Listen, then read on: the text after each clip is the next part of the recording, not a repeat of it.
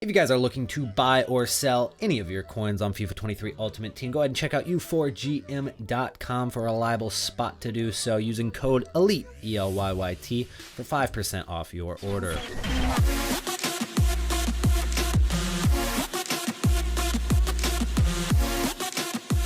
What is going on, everybody, and welcome back to a brand new FIFA 23 trading video on my channel. My name is Sean, aka Elite, and today we're talking about the FIFA 23 out of position market crash that has just happened in Ultimate Team. Pretty crazy market crash given the fact that I just was not expecting gold cards to suddenly drop this much this quickly. Now, we do know that on most Fridays gold cards do come down a little bit because one, you've got a lot of new cards added to the game with a new promo every Friday, and the overall value of those gold cards go down because there's other better options. But then you've also got more packs and more supply hitting the market, people trying out new cards, and the gold cards just hit the floor. And this Friday, more than ever, they have crashed. So let's go ahead and start today's video by talking about which cards didn't actually crash, because if you guys watched yesterday's video on the Chiesa and the Medel SBC, you will have seen that we invested in Serie A meta cards. Now, the one that I shouted out at the end of the video as the one I thought was my favorite was Theo Hernandez, and that card did fantastic. So if you got in on this card, then you're looking great because he was 73,000 coins and he rose up to about 83,000 coins at his highest, and he's out of packs now. He's still going to be needed, especially as, Medel drops. More people are going to go towards Serie A for teams, so he has room to rise over the next couple of days. I wouldn't hold this past Wednesday at all, because then you're waiting until he goes back in packs on Friday. People are going to be selling. I wouldn't wait that long, but of all the gold cards dropping in price today, this card has risen a lot, and there's not a ton of gold cards that have gone up today. There's only a few of those cards because this is a 24-hour comparison right now that we're looking at on the top movers. So the way I find this is I go to Futbin and I look at trackers, and as you guys can see right there, it says top movers, and I'm sorting by the last 24 hours. So 24 hours ago, all these gold cards that you see on the left side were a lot more expensive. You can see how Rafinha has halved in price. He was over 5K yesterday. He is now down a ton. Federico Valverde has dropped over 10,000 coins. You can see how much he's gone from 23K all the way to 13K. So he's dropped 42% of his price. If we take a look at Frank Yannick Kessie, he was 7.5K. Now he's like less than 4,000 coins. Crazy drops on a lot of these cards. Leon Goretzka is another one of the cards that I saw drop a lot today. I think that he was due for a drop in price because Goretzka had risen because of the Raum SBC. So he was up a little bit because of that. So there was a lot of people with him in their teams. And then now finally the market has caught up to him and he has dropped a ton, over 18,000 coins today, it looks like. So a big drop on a lot of those gold cards. But as you can see, a trend on the right side of your screen, Bremer was the best investment today. If you picked up Bremer with the Juventus link to Chiesa, he went from about 78,000 coins all the way up to 110,000 coins. So he was the best investment. Wojciech Szczesny was a great investment, and he was one that I didn't even mention yesterday. We mentioned Bonucci. We mentioned Bremer. We mentioned Theo Hernandez. I don't know how, but Wojciech Szczesny completely slipped my mind. He was a great investment as well. 34K all the way up to about 48,000 coins. So he went up a ton as well. So hopefully you guys got in on some of these cards. And now we've actually got another leak, which is Ross Barkley.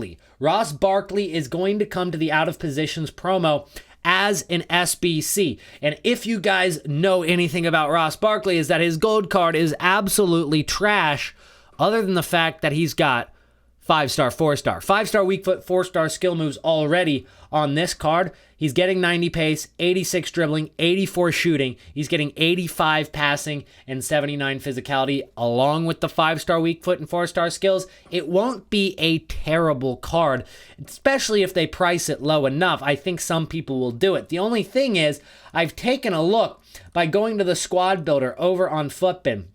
And I've been putting in, Ross Barkley into this team and trying to find some players that are decent to link to Ross Barkley. And there's nobody that is English in the French league that is any good to link with. And there's really nobody from OGC Nice that is awesome to link with.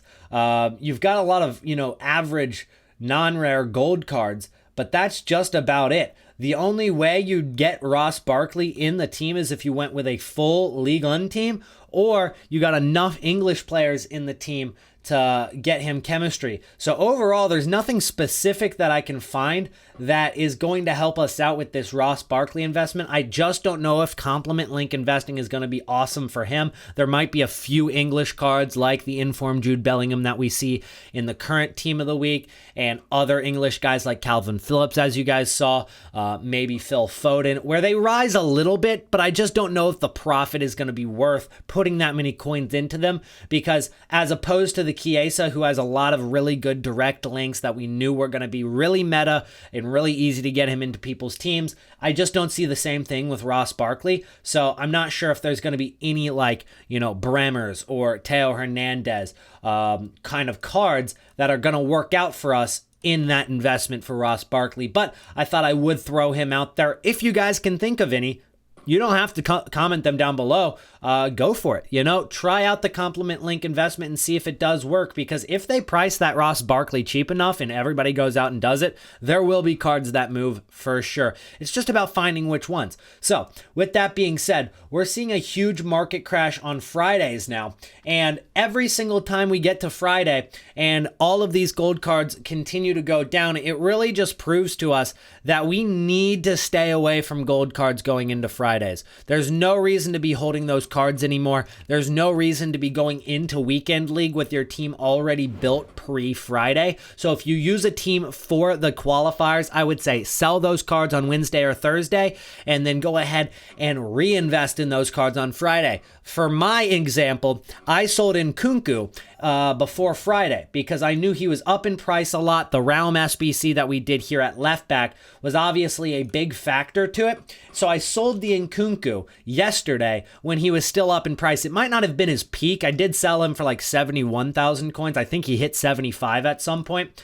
But nonetheless, he has dropped from that price of about 5K. I think I sold him a little earlier right there. I probably sold at the worst time right there at 71K. I think that's when I sold right there. And he did rise back up overnight. But I did sell in time for the crash because he's gone down all the way to 55,000 coins now. So that's 16,000 coins that I saved on the Nkunku, and if I want to go buy him back, well, I can go buy him back right now, and even after tax, which is about 3,000 coins or 4,000 coins almost at that price, that's still 11,000 coins that I would have lost if I just kept the Nkunku card at striker, and that's the only tradable card that I have in my team currently, and I just need a striker to finish out this team so that I can get myself a solid squad that doesn't have any tradables. I mean, Becker's kind of a fraud. I don't really like him in game too much. So I do like Nkunku. I'll probably buy him back to finish off my FUT Champ games. But nonetheless, that's what we've done with our Nkunku, and I think that is a safe play to go with on Fridays. Now, when we look at something that has kind of been rumored, it's been a topic since before FIFA 23 even came out, World Cup mode. Is it going to be coming to FIFA 23? When is it going to be coming to FIFA 23? And what is it going to entail? And we're starting to get some hints. While we're only 3 weeks away from the kickoff of the World Cup, we're actually only a week and a half away from the World Cup mode. It is leaked to drop on November 9th. And we're going to go ahead and pull up some information on that. We've got some of the packs and code right here. World Cup player, World Cup icon, World Cup path to glory, World Cup star, swap token, hero, team of the tournament, road to World Cup, stories, etc. There's a lot of content coming for World Cup. The thing is, this is a weird time for a World Cup. it's happening in winter. It's happening at the end of November. We'd only be a couple of weeks into the game, not even 2 months into the release of FIFA 23 Ultimate Team, which is not something that they want to introduce into Ultimate Team that ultimately crashes the market like it has in previous years.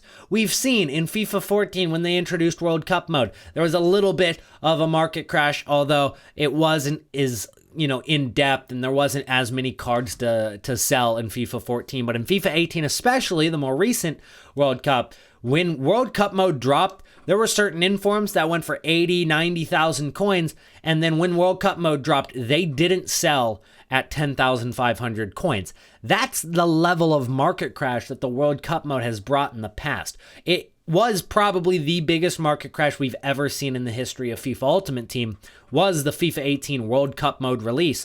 The regular Ultimate Team market just went to absolute crap. There was nothing that was selling on that market. Cards that went for 2 million were under a million. Cards that were going for 50K wouldn't sell anymore. That's crazy. So I don't know if they're actually going to integrate it with normal Ultimate Team, or it's just going to be its own separate mode in FIFA 23 that's not related to Ultimate Team entirely.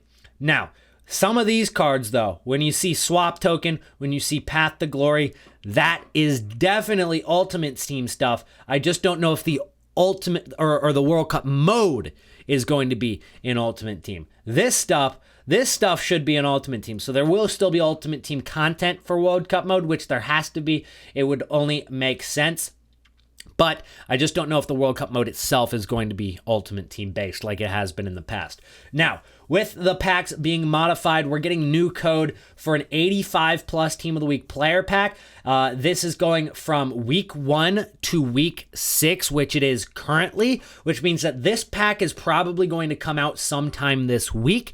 And obviously, you're going to need to submit a team to get this SBC pack. So you're probably going to be submitting a pretty high rated team because you are getting a high rated Team of the Week in return. And then on top of that, they're probably going to require a Team of the Week card in that SBC as well. I don't know which day it's going to come out, but it should come out within the next few days, which means that I think we should be taking our focus away from complimentary link investing just for a day or so and maybe focus on some SBC fodder, because this same SBC fodder, and it's not at its lowest point, but it is down from what it was when that hero pack was dropped just a few days ago. Alexander Arnold, as you guys see on your screen right here, is 18,000 coins as an 87 rated card. And if we take a look at his graph over the last couple of days, we'll see his fluctuation has gone from before that Heroes pack at about 18,000 coins. He rose up to 20.6K. He was at 22K briefly. That's when we sold a lot of our cards. And he dropped back down to 17K. But with the Chiesa SBC today, or yesterday that is, he did go back up 1,000 coins. So you're not getting the lowest point, but if they drop this Team of the Week SBC, I'm expecting cards like this to go back over 20,000 coins. And they're not terribly risky. I just don't see too much risk in a card like this. Sure, the most you could really lose on a card like this is maybe 1,000 to 2,000 coins, worst case scenario. But the odds are in our favor, and I think it's worth the small risks that comes with it. Now, we have seen a rise in price on 84 rated cards, but they've started to come back down. They were 2.2K. They rose to 4K. They're back under 3. And then you've got 85s at 8K. 86s are at about 13.5 thousand coins, which isn't too bad as well.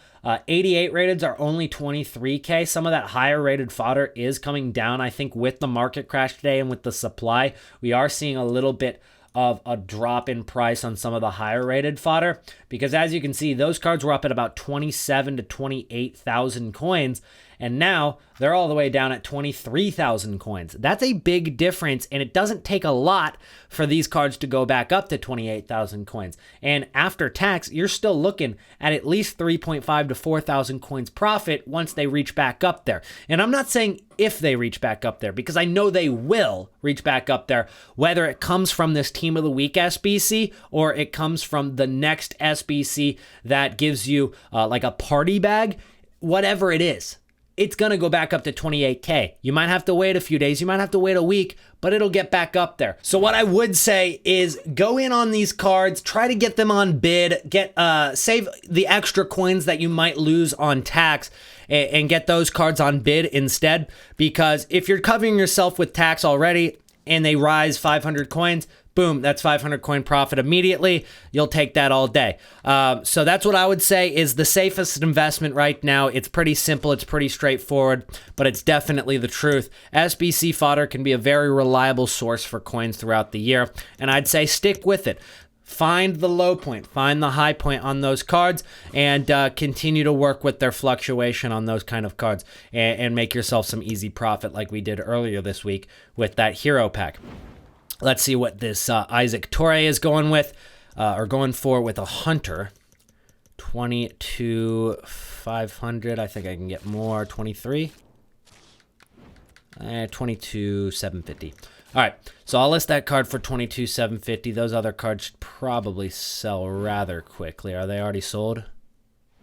Yep, that one sold. That one sold. And then 22,750. Nice little 2K profit on that card. Or is it 3K profit? Almost 3K profit on that card with the Hunter.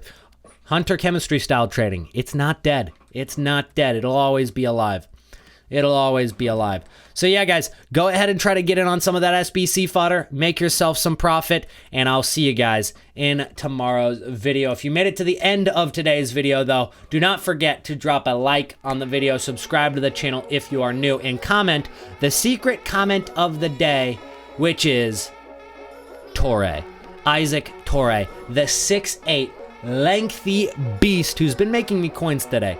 It's pretty easy to get him on bid and on snipe. He fluctuates pretty quickly between 19K. He's actually up to like that, 22,000 coins now. So Isaac Torre, the lengthy beast, is the secret comment of the day. So if you've made it to the end of the video, make sure to comment Isaac Torre in the comments below, and I'll make sure to heart everybody who does. That's going to be it for today. Thank you guys so much for watching. I'll see you in the next one. Peace out.